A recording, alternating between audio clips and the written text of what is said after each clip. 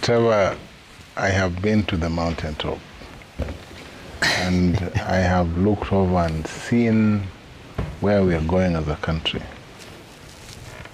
And Eddie has joined, and now we know that we are all together.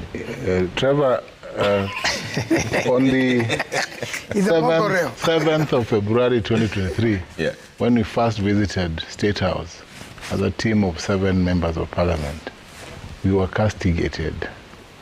We were called names. We were taken to the tribunal, dragged down. Eventually, we were cleared. On 6th of October 2023, President Ruto came to Kabonyo Kanyagwal to launch projects that he had promised, the first set of projects. He had promised Kabonyo Kanyagwal project. He had promised the Koru Soin Dam. He had promised the Moroni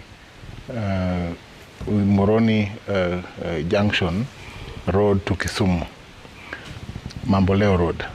Those are the projects that I had pinned my hand to as then a visitor to State House seeking government support of projects.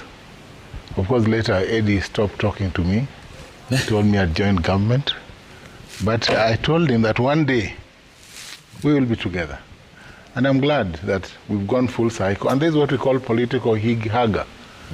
It was inappropriate for His Excellency James Orengo and my learned friend Sifuna to speak the way they spoke at the funeral of Oduor.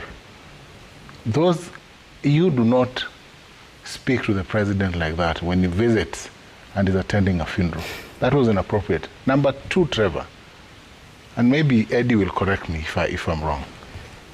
My understanding is that we are in government fully. And I said I was in government. I will say today, I will say tomorrow.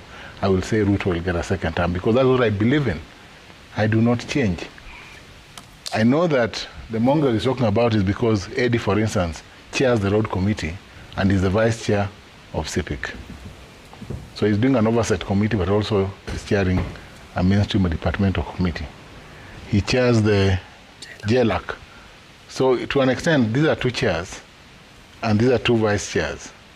Surely what else? By the way, he doesn't chair any committee. This is a member of the opposition. So whenever he speaks, I don't listen much because I know this is an opposition member. Trevor, we are in government. And we're in government to stay. In 2027, we'll win the election, and we'll come back again and serve the people of this country. Let us focus on universal health care, improve the affordable housing system that is in frame, ensure that we work on infrastructure for this country. But let us not, and that's why Honorable Sifuna got it wrong. You cannot weaponize children for political gain. And that is why I said the Basic Education Act 2023, the Basic Education Act has to be amended to ensure that plays go through systems and that we have boards that approve all the plays so that we do not have the fiasco that we had in Nakuru where somehow the play slipped through fingers and we had a non-educational and non-academic director play right to the end and was present when the play was supposed to be staged. That was a political, the intention of Malala was purely political. And we must not have that repeated. Of course, I said that it was wrong to tear gas children. That cannot be supported. But